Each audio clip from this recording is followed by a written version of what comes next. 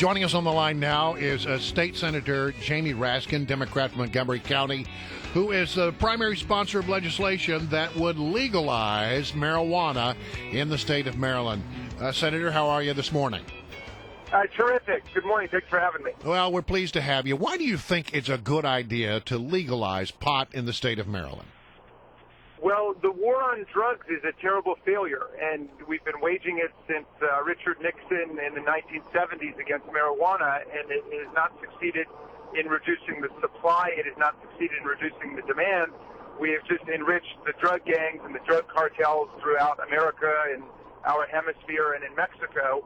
And in Maryland, we're spending $100 million a year on marijuana arrests and prosecutions and convictions, basically waging war against our own people and undermining the ability of a lot of people to stay in the workforce and to get jobs, when really we could be regulating and taxing it the way we do with alcohol. Stop right there, because you talk about taxing.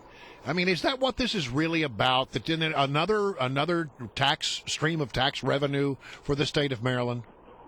Sure. I mean, I would love it if we were making $100 or $150 million a year and it was a legitimate business and people got real jobs out of it, rather than turning it over to drug dealers, because we've not been able to do anything to reduce the demand or the supply, which is why Milton Friedman championed legalization, William F. Buckley championed legalization. It's a very conservative argument. But wouldn't you agree that if why we got rid of liquor prohibition, because it didn't work. We just built up the power of organized crime and the bootleggers. But you'll agree with me, Senator, won't you, that if it is taxed and heavily regulated, it will be expensive. If it is expensive, there will be a market for anybody who wants to come in and undercut the state and provide cheaper pot. So do you really think that the drug dealers are going to go away? So you mean that's why everybody's out there buying moonshine today? Good point, Senator Raskin. Let me ask you this. Yesterday, when you had a committee hearings on this, you had a bunch of police chiefs testifying under oath before you and your committee, and they were saying how this was a horrible idea. And one moment happened there. The Annapolis police chief, his name is Michael Pristoop, he cited a statistic that on the first day of legalization in the state of Colorado, there were 37 deaths from overdoses of marijuana, and he was testifying that this is the kind of thing that we can't have in Maryland. Can you tell everybody what happened next?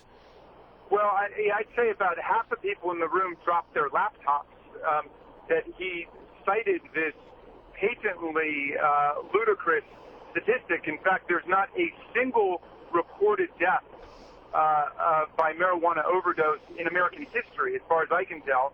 And he said there were 37 people who died of a marijuana overdose on the first day. So I had my laptop there, and I quickly Googled it, and very quickly I found it. It was a parody article, and it was all over the comedy websites and so on. And, you know, this was what was passing for factual data and research yesterday. And look, doesn't that sort of, contextualize a lot of the other testimony that you heard yesterday, where so many of the police chiefs and so many of the sheriffs were saying that this is a horrible idea?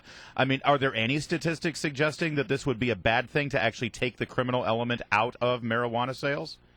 No, in fact, what we've seen is in places where marijuana has been decriminalized, there has not been an increase in the usage of it. And in places where it's been legalized, like in Portugal or the Netherlands, there are lower rates of marijuana use among young people than we've got in the United States. And, of course, that makes sense because the drug dealers target our young people. They don't card and they don't care about mixing in toxic substances with marijuana, but when the government takes it over and regulates it, like we do with alcohol, which is a very closely regulated system, we can guarantee its purity, and we've got a better chance of keeping it away from young people. Any high school kid in Maryland will tell you it's a lot easier to get pot than it is to get alcohol today. Well, I get that there was some bad testimony that came your way from one source yesterday. But no, there's a lot of it. Well, but by and large, every police chief of any community of size in the state of Maryland, the state's attorneys groups, they're all against this idea. So why are you right and the people on the front lines of law enforcement wrong? Well, if you could take an hour out of your time to listen to the testimony, you would hear federal, state, and local police and former federal officials, all of them retired, who are no longer being paid by law enforcement, saying that the war on drugs as applied to marijuana has been absolutely futile. It's a disaster, and we should get rid of it. Check out Law Enforcement Against Prohibition. They have not hundreds, but thousands of members. So I know there's an attempt by the political people today to say that somehow law enforcement is united for the war on drugs with marijuana. They're not. And lots of people got up and spoke yesterday about losing their colleagues in gunfire with drug dealers and wasting their time on enforcement against marijuana, ruining people's lives, and they should be working on serious crimes, the unsolved homicide rate in Maryland, and domestic violence, and not wasting their time enforcing law against people who are doing what our last 3 or 4 presidents have readily admitted doing themselves. Our guest is State Senator Jamie Raskin. He, of course, is one of the sponsors in Maryland to legalize, tax, and regulate marijuana in the Free State. And let's talk about the logistics here. When do you expect there to be a floor vote, and when do you think a bill might be on the governor's desk, and what do you think the governor's going to do? Yeah. Well, our committee is going to vote on this next week, and I think, look, 2 things I am convinced are going to pass. One is medical marijuana, because wherever you are in the war on drugs, you might think it's the greatest war since World War II or the dumbest war since Iraq or Vietnam, but we should get the sick and the injured and the dying off the battlefield. There are people with cancer, AIDS, leukemia, multiple sclerosis. There are kids suffering from epileptic seizures. We heard heart-rending testimony from their moms yesterday. All these people are using or need to use medical marijuana as a lifeline, and we need to be able to get it to them.